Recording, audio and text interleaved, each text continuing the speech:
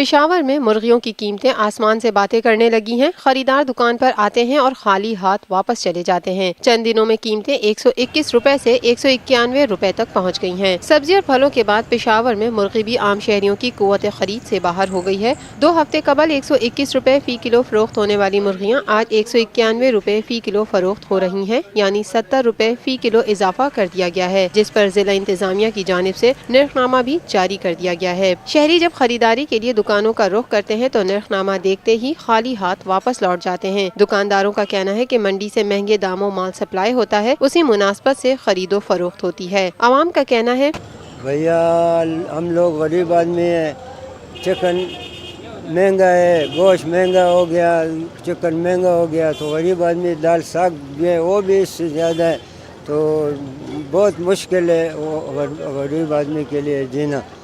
तो हुकूमत को चाहिए कि इसके बारे में इक़दामात उठाए।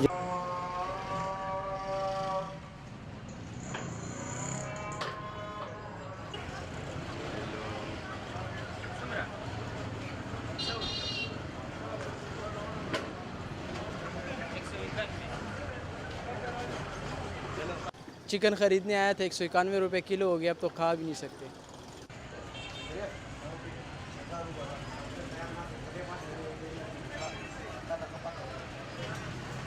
ये है TNN TV। देखते रहिए ताज़ा तरीन खबरें और एक्सक्लूसिव रिपोर्ट्स।